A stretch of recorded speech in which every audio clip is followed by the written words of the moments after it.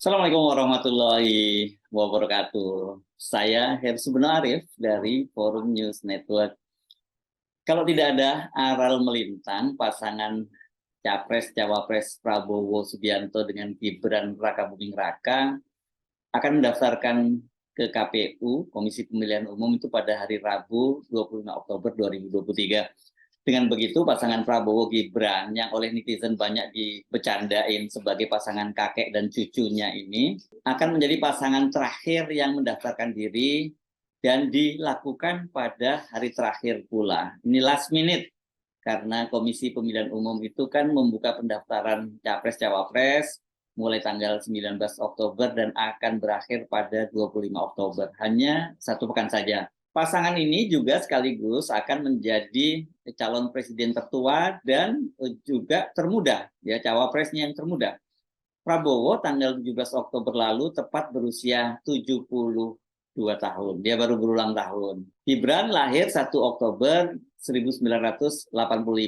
Dia sekarang berusia 36 tahun. Jadi pas separuh dari usia Prabowo, ya. Jadi usia Gibran 36, kalau dikali 2 jadinya 72 tahun.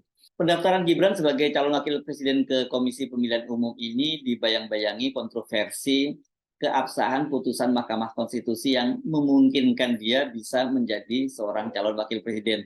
Kan dalam putusannya itu dinyatakan oleh Mahkamah Konstitusi normanya yang sebelumnya menyatakan bahwa minimal usia 40 tahun itu kemudian diubah, ditambahi minimal usia 40 tahun dengan pengecualian mereka yang telah menjabat jabatan di pemerintahan melalui pemilihan, ya. Dan ya dalam hal ini termasuk wali kota dan juga gubernur yang berhak untuk maju ke Pilpres walaupun usianya belum sampai 40 tahun. Banyak pakar hukum tata negara yang menyatakan putusan MK itu cacat hukum dan tidak sah.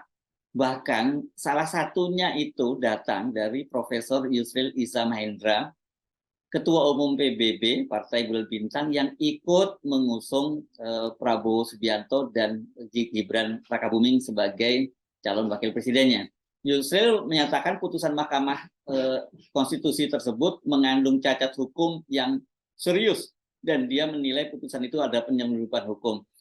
Kendati begitu, Yusril menyatakan dia tetap tunduk dan taat pada putusan Prabowo yang menjadi pemimpin koalisi dan yang akhirnya kemudian mengusung Gibran Rakabuming sebagai calon wakil presiden. Kata dia itu harus dibedakan ya antara pendapat para ahli hukum dan akademisi dengan posisi dia sebagai politisi. Mantan Wakil Menteri Hukum dan HAM Denny Indrayana yang juga ahli hukum tata negara punya pandangan yang sama dengan Yusril. Namun ini kesimpulannya yang berbeda. Kalau menurut Denny Indrayana, KPU itu harus menolak pendaftaran Gibran dan bila tetap diterima maka dia akan mengajukan sengketa administrasi dengan KPU ke Badan Pengawas Pemilu. Dalam pandangan dari Denny Indrayana itu putusan itu tidak sah, ya. Jadi ya Gibran pendaftarannya harus ditolak. Kontroversi putusan Mahkamah Konstitusi yang meloloskan Gibran sebagai calon wakil presiden itu membuat Mahkamah Konstitusi banjir laporan dan pengaduan. Mereka mendesak agar Mahkamah Konstitusi, agar Hakim Mahkamah Konstitusi, khususnya Ketua Mahkamah Konstitusi Anwar Usman, itu disidangkan oleh Majelis Etik karena telah melakukan pelanggaran etik. Sebagai adik ipar Presiden Jokowi sekaligus paman dari Gibran, Anwar Usman dianggap melanggar undang-undang kekuasaan kehakiman, yakni berupa konflik of interest karena ikut memutuskan putusan nomor 90 Mahkamah Konstitusi yang menjadi dasar lolosnya Gibran sebagai calon wakil presiden. Sebagaimana dikatakan oleh Hakim Mahkamah Konstitusi Eni Nurbaningsih dalam jumpa pers yang berlangsung kemarin, itu setidaknya ada 7 laporan yang masuk ke Mahkamah Konstitusi dan kabarnya dia juga mendengar ada 13 laporan lagi yang masuk ke Mahkamah Konstitusi. Karena itu kemudian Mahkamah Konstitusi itu memutuskan untuk membentuk Majelis Kehormatan Mahkamah Konstitusi atau disingkat MKMK. Majelis Kehormatan Mahkamah Konstitusi terdiri dari 3 tokoh, yakni Jimli Asidiki, mantan Ketua Mahkamah Konstitusi sebagai perwakilan tokoh masyarakat, Profesor Bintan Saragi, ini sebagai perwakilan dari akademisi, dan Profesor Wahidudin Abbas ini sebagai perwakilan dari Mahkamah Konstitusi. Wahidudin Abbas adalah salah satu anggota Majelis Hakim di Mahkamah Konstitusi. Berkaitan dengan putusan MK, khususnya putusan menyangkut soal usia, Ini memang sudah banyak sekali laporan ya kaitan dengan dugaan pelanggaran kode etik dan pedoman perilaku hakim. Jadi ada dugaan pelanggaran kode etik dan pedoman perilaku hakim. Ada yang sudah masuk ke MK. Dalam catatan kami sampai hari ini ada 7 laporan baru 7. Dan tadi saya juga mendapat informasi, saya tidak tahu benar atau tidak karena belum sampai juga ke MK, ada 13 laporan soal itu, tapi belum hasil sampai sekarang. Sehingga yang sudah masuk ini adalah berkaitan dari laporan, saya tidak sebutkan namanya satu persatu ya, artinya dari berbagai macam kalangan kelompok masyarakat di sini, termasuk juga ada yang dari tim advokasi yang mungkin mereka concern terhadap persoalan pemilu ya. Perihal yang mereka ajukan adalah dugaan pelanggaran kode etik dan pedoman perilaku hakim. Terus ada permintaan pengunduran diri kepada hakim MK yang berkaitan dengan pengujian undang-undang itu ya, termasuk melaporkan 9 hakimnya juga di situ. Juga ada kemudian permintaan untuk segera dibentuknya MK-MK, termasuk kemudian laporan terhadap hakim yang menyampaikan dissenting opinionnya, dan kemudian ada lagi yang khusus mengabulkan, termasuk yang memberikan concurring opinionnya. Dan kemudian ada yang berkaitan dengan laporan khusus kepada Ketua MK untuk mengundurkan diri.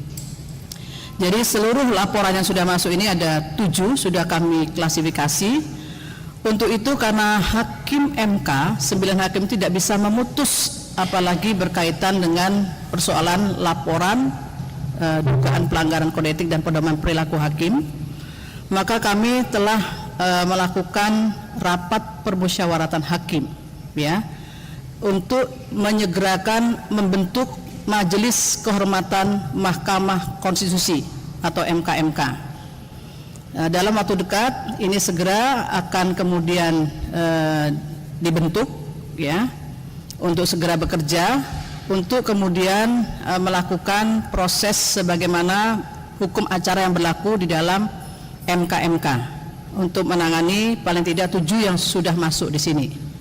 Jadi ini MK-MK terbentuk karena memang salah satunya karena perintah dari undang-undang untuk pembentukan MK-MK sebagai bagian dari kelembagaan yang memang dimintakan oleh undang-undang, khususnya pasal 27A, untuk kemudian memeriksa termasuk kemudian di dalamnya mengadili kalau memang terjadi persoalan yang terkait dengan laporan dugaan pelanggaran, termasuk juga kalau ada temuan di situ.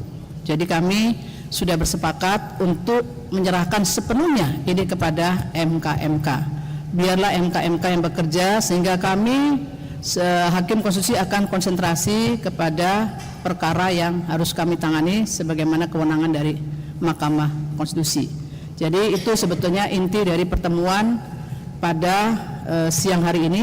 Jadi sekali lagi saya tegaskan, kami serahkan sepenuhnya kepada Majelis Kehormatan Mahkamah Konstitusi untuk menyelesaikan terkait dengan dugaan yang dimaksudkan tersebut. Pertanyaannya, bagaimana bila nantinya Anwar Usman dinyatakan bersalah?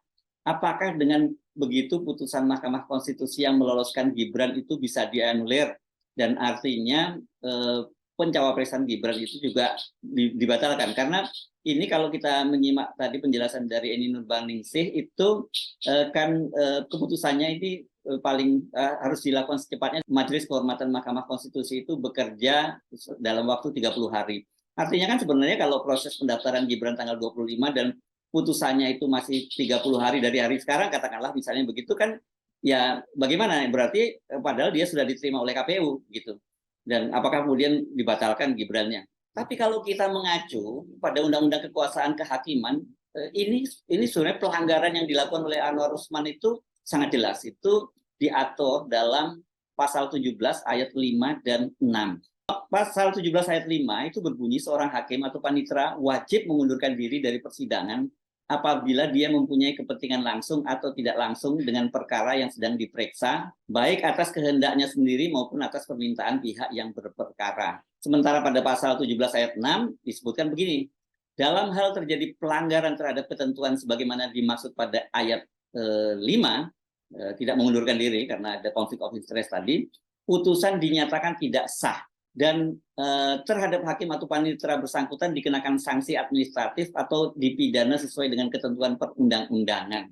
Kalau menyimak bunyi Undang-Undang Kekuasaan Kehakiman sangat jelas bahwa Anwar Usman itu ya memang telah melanggar dan putusannya dinyatakan batal. Namun Anwar Usman kemarin berdalih bahwa tidak ada konflik of interest di situ dan tidak ada yang dilanggar dari aturan yang diatur oleh Mahkamah Agung itu, karena menurut dia kemarin itu mengadili, yang diadili adalah norma, jadi bukan sengketa. Terkait dengan pertanyaan rekan-rekan ataupun berita yang sudah begitu luas, luar biasa, masalah konflik kepentingan dan sebagainya, nah rekan-rekan dipersilakan untuk membaca, mengkaji putusan Mahkamah Agung nomor 004/PUU _1/2003.